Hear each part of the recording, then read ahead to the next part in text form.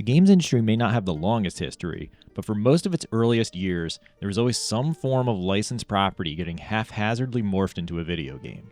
Following the 7th console generation, these tie-ins have started to die off as mobile gaming rose to prominence, and publishers could nickel and dime unsuspecting parents with cheap $1 purchases versus having to put actual effort into recreating movies as games. As such, there have been considerably fewer titles such as the classic Harry Potter games, of which most people don't seem to remember were actually quite accomplished at the start. I have a strange bit of nostalgia for the first 2 PC iterations of the Harry Potter films, namely The Sorcerer's Stone and The Chamber of Secrets. While they weren't revolutionary in terms of game design, they felt like much more than a cheap cash grab in an era where movie tie-ins were a dime a dozen. My mother had trouble figuring out some of the intricacies of those games, so I spent a bunch of time playing them with her and exploring what was a fairly novel take on the Zelda formula for PC gamers. Years later, I'm astonished to see that someone else had a similar level of nostalgia for those particular games. Szymanski brothers John and Evan have teamed up to create Secret Agent Wizard Boy and the International Crime Syndicate, a throwback wizard game with a preposterously long title that is part a joke game and part an intricate immersive sim. It feels exactly like those old Harry Potter games, just that you can actually tell Ron to shut the hell up and you can chuck Malfoy off the school roof. While this early access review won't be particularly long, I have some thoughts about this game that I wanted to share for those considering a purchase.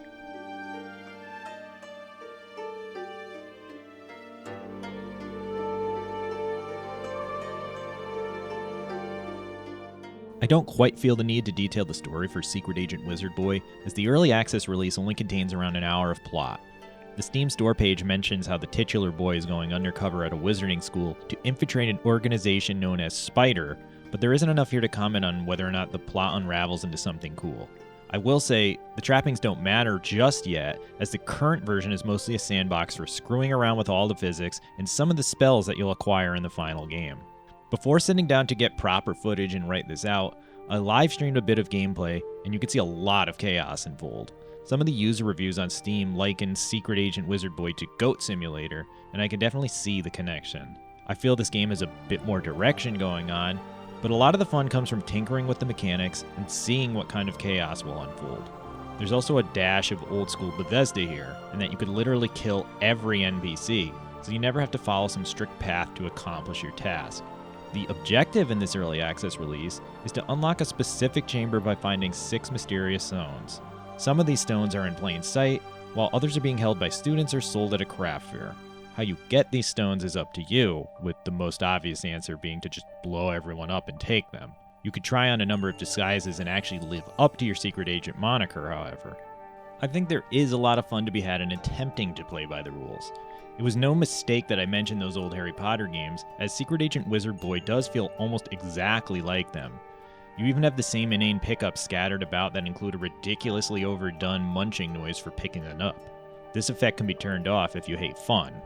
The atmosphere also feels just like Hogwarts, only you won't have a tinge of guilt for supporting a transphobic author weighing you down. Being that this game is in early access, there isn't much in the way of control or graphics customization just yet. On the first night that I played the game and streamed it, it was running pretty poorly even on my moderately powerful PC. I had the game at 4K and had to tinker with a frame rate cap to stop the jittery playback.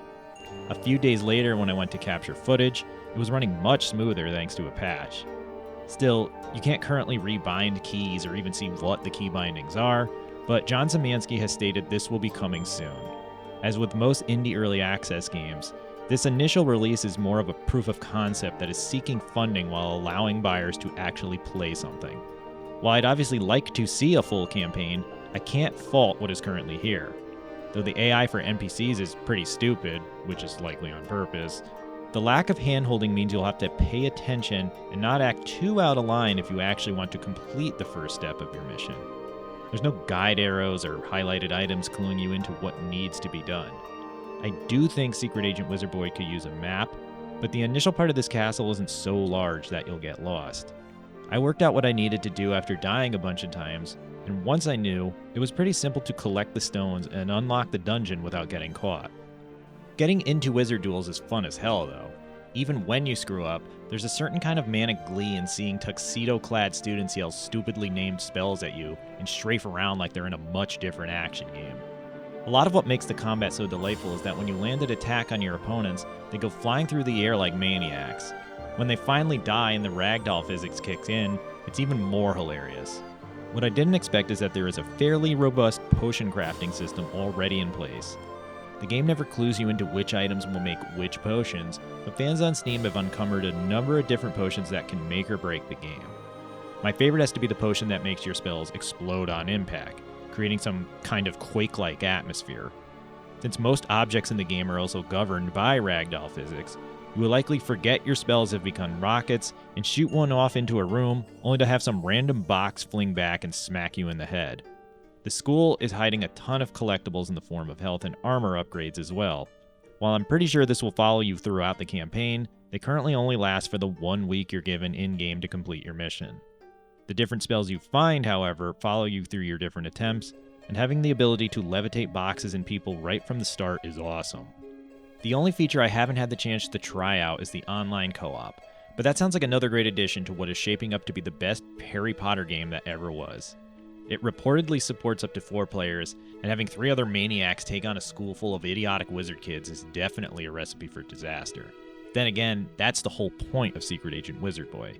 I cannot make a definitive claim on whether or not this game is a masterpiece, or if it will ever be finished. The Szymanski brothers have yet to disappoint with any of their previous titles, so I think it's safe to assume that a purchase now will result in a final game that is marvelous.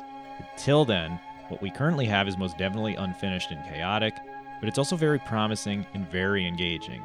That there is more to uncover beyond the main mission also means you could get a couple of solid hours of entertainment out of just this first iteration. If you had told me 24 years ago that I could play a version of Harry Potter where I actually get to let loose with all of those spells on my classmates, I would have been there immediately. Even without the nostalgic attachment to those older Harry Potter games, I feel that Secret Agent Wizard Boy and the International Crime Syndicate is worth a shot just for how unconventional it is.